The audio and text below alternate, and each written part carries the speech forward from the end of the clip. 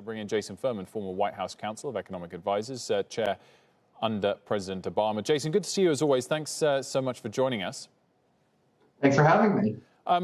Do you think that the Biden team overall and Janet Yellen in particular will be firmly committed to stimulus? And do you believe they'll be able to deliver it if the Senate stays Republican?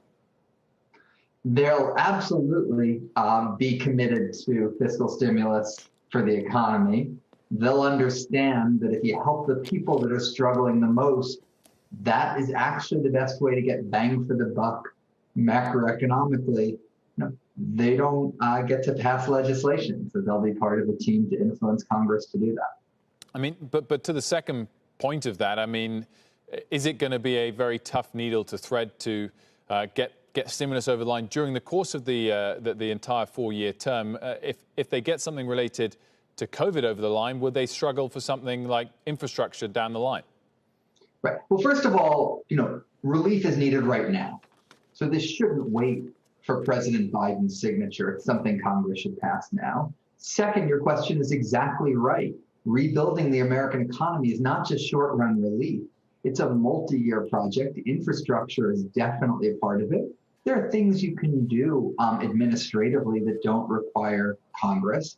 And I think Janet Yellen, along with the rest of the team, will have huge credibility on what this economy needs to grow.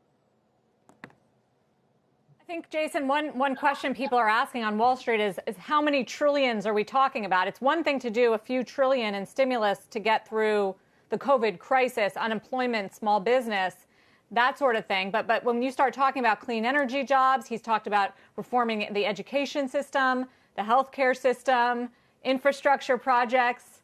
What kind of bill are we looking at? Oh, I think you're looking at some very substantial investments. I mean, we're in a world where interest rates adjusted for inflation are negative now. They're expected to stay negative. I think the market is screaming out that we need to do more and is worried that we're going to do too little. I think this is a team that understands the risks of doing too little and is determined to avoid it. Jason, do you think the banks as a sector have reason to fear the new economic team? No, I think there's going to be tougher financial regulation. Tougher financial regulation can sometimes prevent the financial system from blowing up as it did 12 years ago.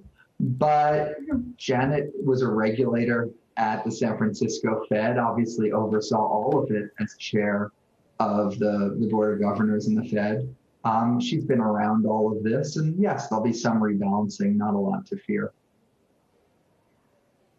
You talked about the risks of doing too little, but about the risks of doing too much. We're looking at a $3 trillion deficit for the fiscal year 2020, which is almost 3 times what you saw during the Obama administration during 2009.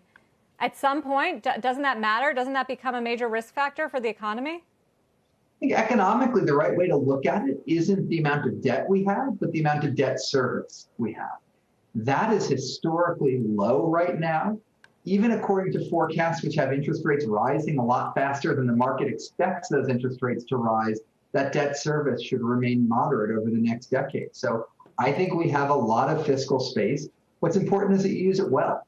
I don't think you should spray money around randomly. I think you should be making productive investments like in infrastructure and education. Jason, just quickly, finally, any of the nominations find trouble getting approved, getting consent? I really hope not. I mean, this is a dream team. These are people that are very, very capable, all of them. And they're not going to have 100% agreement with the views of the Republicans, but the president should have his people if they're qualified, and they certainly are. Jason Furman, thanks for joining us. Shepard Smith here. Thanks for watching CNBC on YouTube.